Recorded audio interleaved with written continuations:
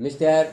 Vice Chairman, Sir, I rise to support the Plantations Labour Amendment Bill brought up by the government for our constitution. Sir, the sad plight of millions of toiling people who sweat on various plantations in the country to earn valuable foreign exchange for us is really too much to be expressed in words. These workers live and work in most inhuman and pitiable conditions. These plantations include tea, coffee, cinchona, rubber, etc. And as we know, tea alone is one of the major foreign exchange earners of our country. But, sir, it is indeed most regrettable that notwithstanding a lapse of 34 years since our independence, these workers who earn crores and crores of rupees by way of foreign exchange have to live in most miserable conditions. They live in houses that are most insecure and collapse frequently, and when these workers die as a result of these collapses, their guardians or their dependents do not get even due compensation for the loss that they have to bear. Unhygienic living in distant and far-flung areas compounded with lack of medical and educational facilities make their life utterly miserable. These plantation workers have to live in abject poverty like slaves of their employers. And as we know, most of these plantations are still foreign owned establishments, last vestiges of the colonial rule, the British rule. And as said, it is a matter of deep regret for all of us that despite enacting an act, the Plantations Labor Act 1951, we have not yet been able to effect any improvement in their conditions.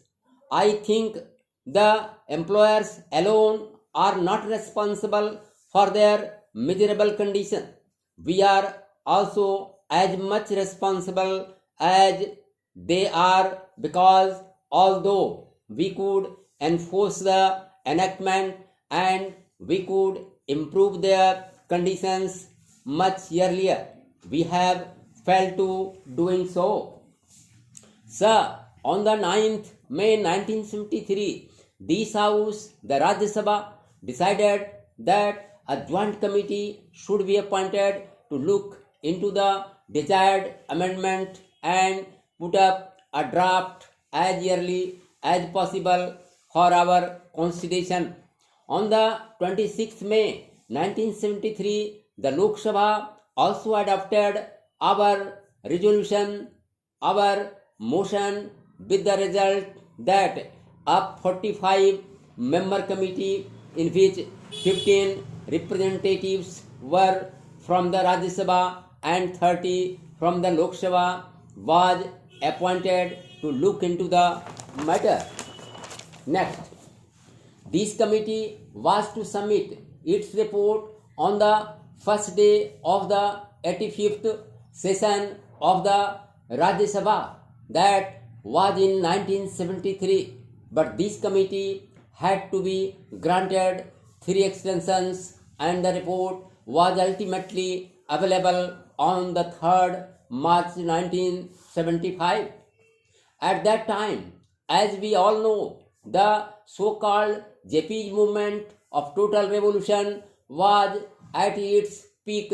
Within 2 or 3 months, the national emergency had to be declared and during the emergency, priorities had changed and we could not just effect this desired improvement at that time and we could not bring about this legislation.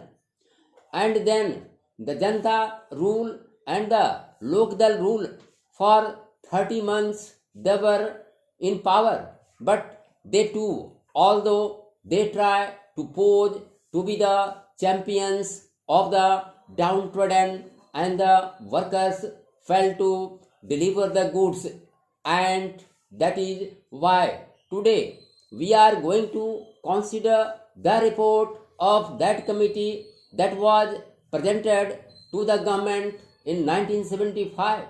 Therefore, we are also equally responsible for not ameliorating their conditions and their plight. The committee had to consider 120 memoranda giving views and suggestions from various unions and associations, and 59 witnesses appeared before the committee, and that committee itself came to the conclusion that in various areas even the barest minimum facilities such as arrangement for supply of wholesome drinking water, latrines, urinals, provision of qualified doctors had not been provided. Though these amenities are a must under the act has been there, but we could not enforce it. We could not implement it only because the employers did not want it. They did not want to give to the workers due justice in adequacy of punishments that are awarded under the act is one of the main impediments standing in the way of implementation of various welfare measures. Courts generally take a lenient view of the offences under the act and they let off the employers who are offenders with lighter punishment, which generally amounts to a fine of rupees 100. So the committee suggested amendment to section 36 of the act. An employer is required to provide these workers living accommodation, but generally in spite of the fact that the government gives loans and subsidies to the employers for construction of houses, progress in regard to these constructions is very poor. As I said earlier, very unhygienic and insecure houses are there where these people have to live. Even compensation to the workers in the event of house collapse is not given.